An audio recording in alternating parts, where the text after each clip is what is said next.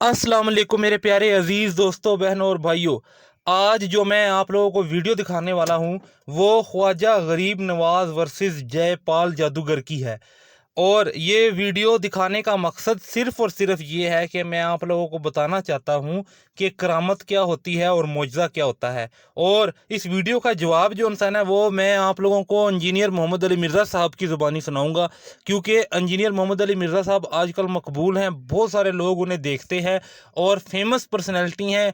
मज़हब में अगर नाम लिया जाए इंजीनियर का तो लोग फ़ौरन पहुँच जाते हैं कि ये कौन से इंजीनियर की बात कर रहा है, यानी इंजीनियर मोहम्मद अली मिर्ज़ा साहब की। तो मैं जो आप लोगों को वीडियो दिखाने लगा हूँ उसका मरकज़ी ख्याल ये है कि कोकब नूरानी साहब एक वाक़या बयान करेंगे। मैं अभी वो पूरा वाक़या सुनाऊँगा, कोकब नूरानी साहब की ज़ुबानी सुनाऊँगा कि ख्वाजा गरीब नवाज़ साहब जो उनसे थे, रहिमहुल्लाह ताला, ख्वाजा गरीब नवाज़ साहब जो उनसे थे, उन्होंने एक करामत करके दिखाई जयपाल जादूगर के सामने। वो क्या करामत थी? उन्होंने आयतल कुर्सी पढ़ के एक दायरा बनाया और उसमें खुद भी बैठ गए और अपने साथियों को भी बिठा दिया, या फिर ऐसा कहा गया कि बल्कि ये स्टोरी वो खुद सुनाएंगे कि अपने साथियों को बिठाया और फिर जयपाल जादूगर जब आया तो उसने मुख्तलिफ जो उनसे है ना वो करतब करके दिखाया कि उनको नुकसान पहुंचाए, लेकिन उन्हें नुकसान ना पहुंचा सका।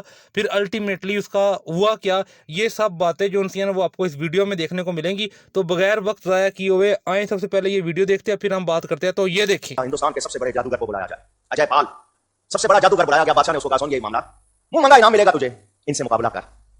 तूने अगर इनको शिकस्त दे दी तो मैं मुंह मंगा इनाम दूंगा तुझे, सोने चांदी में तोड़ दूंगा। उसने कहा फिक्र नहीं करें, मगर उसने ख्वाजा साहब को देखा नहीं था।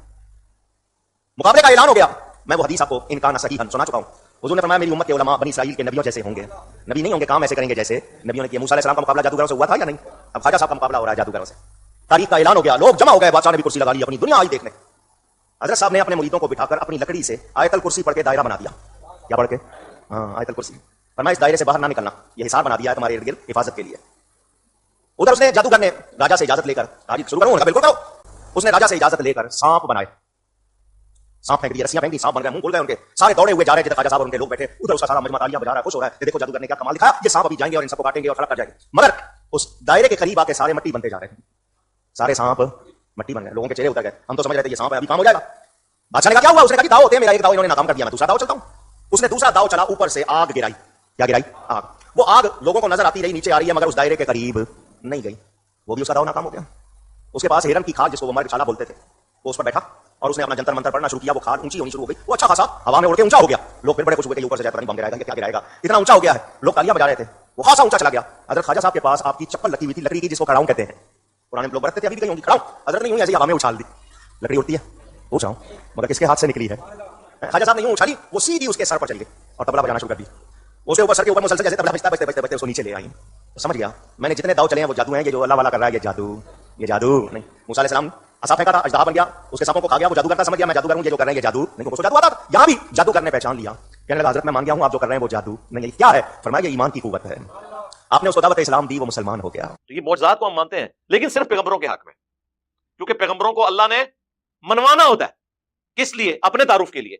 पैगंबरों के बाद किसी को अल्लाह ने मनवाना नहीं होता, इसलिए वो दूसरी टर्म उसके लिए यूज हम करते हैं, करामत। करामत का मतलब ही है कि किसी के ऊपर अल्लाह का करम हुआ, अल्लाह ने उसकी इज्जत अफजाई की, उसने कोई दुआ की और वो कबूल हो गई। करामत और मुआजिज़ा अलग चीज है। मुआजिज़ा भी कोई करके नहीं दिखा सकता जब तक कि अल्लाह ताला की तरफ से इज़्न ना हो जाए। मसलन जब मूसा अलैहिस्सलाम के बारे में कुरान हकीम में कई जगह ये वाक़या आया, सूरतुल क़सस के अंदर, सूरतुल आराफ के अंदर, सूरह ताहा के अंदर, जब अल्लाह से उनकी पहली मुलाकात हुई है, उसकी कैफियत अल्लाह बेहतर जानता है। और अल्लाह ताला पूछा है तेरे हाथ में क्या है? उन्होंने कहा आसा है, मैं इससे जो है वो अपनी बकरियों के लिए पत्ते झाड़ता हूं और भी बाकी काम भी इससे करता हूं। तो अल्लाह ताला मैं कि इसे जमीन पर फेंको। वो फेंका तो इतना बड़ा वो अजदहा, सांप या अजदहा, कोई बहुत बड़ी इस तरह की एक चीज बन के सामने आया। तो कुरान के अल्फाज है मूसा अलैहिस्सलाम भाग गए, उससे डर के भागे। अगर मूसा अलैहिस्सलाम ने वो खुद बनाया था तो वो फिर डरे क्यों? तो पहली दफा हज़रत मूसा अलैहिस्सलाम का भागना इस बात का सबूत है कि उन्होंने खुद कुछ नहीं किया था, उनको तो पता ही नहीं था मेरे साथ क्या होना है।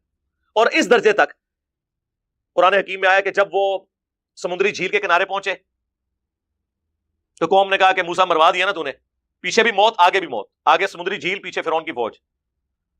और मूसा अलैहिस्सलाम भी अपने दिल में घबरा गए। तो अल्लाह फरमाता है हमने उनको वही की कि ये जो आसा तेरे हाथ में है ना, इसे समुद्र पे मार और तेरे लिए रास्ता बन जाएगा। انہوں نے ہمارا راستہ بن گیا. مجھے بتائیں یہ اللہ کو کہنے کی ضرورت کیوں پیش آئی؟ اس لیے کہ موسیٰ علیہ السلام کو نہیں پتا تھا. وہ یہی سمجھتے تھے کہ میں جب اس کو پھینکوں گا نا یہ اژدہا بنے گا. ان کو یہ پتہ ہی نہیں تھا کہ اس سے یہ کام بھی ہو سکتا ہے. اور اگر وہ کر بھی لیتے راستہ نہیں تھا بننا جب تک اللہ کا اذن نہیں ہونا تھا. آج مجھے بتائیں موسیٰ علیہ السلام کا اگر اوریجنل اژدہا بھی ہمارے پاس آ جائے, آپ اسے امام کعبہ کے ہاتھ میں دے دیں, ویٹیکن سٹی میں بیٹھے ہوئے پوپ کے ہاتھ میں دے دیں, وہ بھی موسیٰ علیہ السلام کو مانتے ہیں نا, یا یروشلم میں بیٹھے ہوئے کسی یہودی ربائے کے ہاتھ میں دے دیں, تو وہ دوبارہ سے اژدہا بن سکتا ہے. اس کا مطلب ہے اس کے اندر بھی کوئی خوبی نہیں تھی. اللہ نے جب تک چاہا اس وقت تک تھی, جب نہیں چاہا تو یہ ہے کانسیپٹ. یہ کوئی کمپیٹنسی نہیں ہے کہ کوئی شخص حاصل کر لے. اس بات کو آپ سمجھیں. باقی کوئی کچھ کر کے نہیں بتا سکتا. اگر میرے بھائی یہ سب کچھ ہوتا تو صحابہ کرام جنگوں کی تکلیفیں اٹھاتے, بیڑی بیرے بناتے جنگیں کرنے کے لیے. بابے تو سمندروں پہ بسم اللہ پڑھ کے چلتے ہیں, اور صحابہ کرام جو ہے وہ بیڑی بیڑے تیار کر رہے ہیں حضرت عثمان کے دور میں. وہ کہانیاں کرانی بند کرو. اونٹ کتنے نے بزرگ ریٹائر ہو گئے نے. کوئی پاکستان کا پل نہیں جس کے اوپر انہوں نے کلیم نہ کیا ہو جی بم پڑتے سن. اب انہی سارے مزارات کے اوپر خود کش حملے کر کے دہشت گردوں نے بم پھاڑے, کوئی پکڑا نہیں گیا. او جی حکم ربی ہے, کعبے بھی تو کرین ڈگی ہے نا. کعبے میں کرین گرنے سے پہلے بھی بہت واقعات ہوئے ہیں. کعبے کی اللہ نے گارنٹی کب لی ہے؟ کعبے کا ایک واقعہ جو رپورٹ ہوا ہے وہ ابراہ کے لشکر والا ہے, اور وہ بھی اس سال نبی علیہ السلام نے پیدا ہونا تھا. ہاتھیوں کو اللہ نے ہلاک کر کے اس سال کو ایک یادگار بنایا. ورنہ صحابہ کے دور میں یزید جب بادشاہ تھا تو خانہ کعبہ کے اوپر اس نے چڑھائی کی. صحیح مسلم کے اندر آتا ہے خانہ کعبہ کی دیوار ڈیمیج ہوئی, غلاف کعبہ جل گیا, اللہ نے کوئی حفاظت نہیں کی. اس کے بعد حجاج کے دور میں ایسے ہوا کہ ایک واقعات ہیں. بخاری مسلم دونوں میں حدیث ہے قرب قیامت میں ایک پتلی ٹانگوں والا حبشی کعبے کی اینٹ سے اینٹ بجا دے گا. کوئی حفاظت نہیں اس طرح کی ہونی ایکسٹراڈنری. ہم نے کرنی ہے حفاظت. امت کا کام ہے کہ گستاخیاں ہو رہی ہیں تو وہ اس کے حوالے سے کوئی لائے عمل تیار کرے. تو امت کے وہ بابے جو کہتے ہیں ہم یوں کر دیتے ہیں تو کرو نا جی. اللہ کی طرف آرڈر نہیں ہے. اچھا اللہ یہ کہہ رہا ہے کہ گستاخیاں کراؤ. اللہ کی طرف تو آرڈر ہے کہ آپ نے اپنے پیغمبر کے لیے النبی اولا بالمؤمنین من انفسہم وازواجہ امہاتہم, نبی مومنین کی جانوں سے بڑھ کر ان پر حق رکھتے ہیں, اور نبی کی بیویاں امت کی مائیں ہیں. آرڈر تو پہلے کا ہوا ہے کہ اپنی جان بھی دے دینی ہے نبی کے لیے. سارے یہ فراڈیے اس قسم کے جو ہے وہ مارکیٹ کے اندر ہیں. تو میں کہتا ہوں خدا کے لیے یہ اس طرح کے قرآن پاک کے جو واقعات ہیں وہ اور ہے. تخت بلقیس کا واقعہ لے آتے ہیں کہ جی وہ تخت بلقیس کا جو واقعہ اس کے اوپر میری ڈیٹیل ویڈیو موجود ہے. ایک شخص حضرت سلیمان علیہ السلام کا درباری تھا. پتہ نہیں وہ اب جن تھا, فرشتہ تھا, یا وقت کا کوئی اور پیغمبر تھا. اس زمانے میں تو ایک سے زیادہ پیغمبر بھی ہوتے تھے جس کو اللہ تعالیٰ نے کیپیبلٹی دی ہوئی تھی. اگر آپ سمجھتے ہیں اس طرح کی چیزیں ٹرانسفر ہوئی ہیں تو کرو نا, کر کے دسو, ایک نگاہ مارو نا. اور رشیا کا سارا تیل جو ہے زمین کے اندر وہ پاکستان میں آ جائے, سعودیہ کا سارا تیل ادھر آ جائے, کرو نا نگاہ مار کے. تخت غائب کیتا ہے جنا, وہ ایک ایکسٹراڈنری واقعہ. اور دیکھیں اس کے بعد بھی حضرت سلیمان علیہ السلام نے اس بندے کی کوئی تعریف نہیں کی, کہا ھذا من فضل ربی, یہ میرے رب کا فضل ہے تاکہ مجھے آزمائے کہ میں اس کا شکر گزار بندہ بنتا ہوں یا نہیں. کہ وہ معجزے کی کیٹیگری میں فال کرتا ہے. اور انبیاء کو منوانا اللہ نے اپنے ذمہ لیا ہوا ہے. تو دیکھا میرے پیارے عزیز دوستوں بہنوں اور بھائیوں, اب اس ویڈیو کا جو جواب انجینئر محمد علی مرزا صاحب نے دے دیا ہے نا, اس ویڈیو سے ہمیں یہ سیکھنے کو ملا کہ کرامت ہوتی ضرور ہے لیکن کر کے نہیں دکھائی جا سکتی. کوئی بندہ یہ خود کلیم نہیں کر سکتا کہ میں کرامت کر کے دکھاؤں. اللہ تعالیٰ کی طرف سے کرامت ہو سکتی ہے. کسی نے دعا کی وہ فوراً قبول ہو گئی, کسی نے کوئی التجا کی وہ فوراً مانی گئی.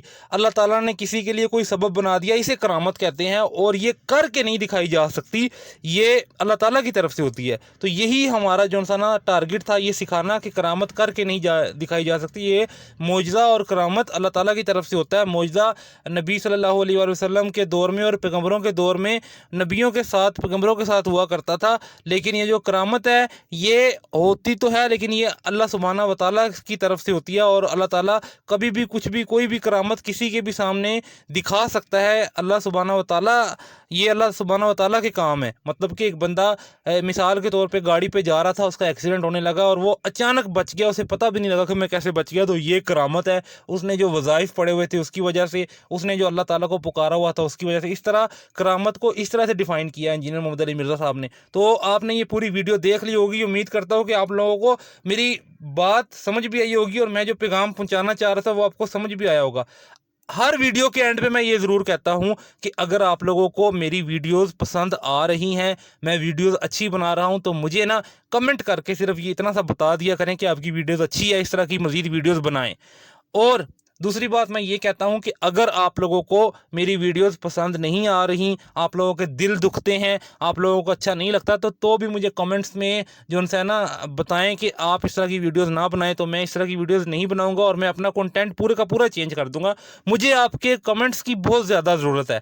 आप मुझे कमेंट करेंगे तो मुझे पता लगेगा कि मुझे देखने वाले लोग कैसे हैं। अगर आप अच्छा कमेंट करके मुझे बता देंगे तो मुझे अप्रिसिएशन मिलेगी, तो मैं और मेहनत से काम करूंगा। तो मेरे प्यारे अजीज़ दोस्तों, बहनों और भाइयों, इतनी सी रिक्वेस्ट मैं करता हूँ, आपने चैनल को सब्सक्राइब नहीं करना ना करें, ठीक है। आपको मैं ये नहीं कह रहा कि लाइक करें, वीडियो को ना करें।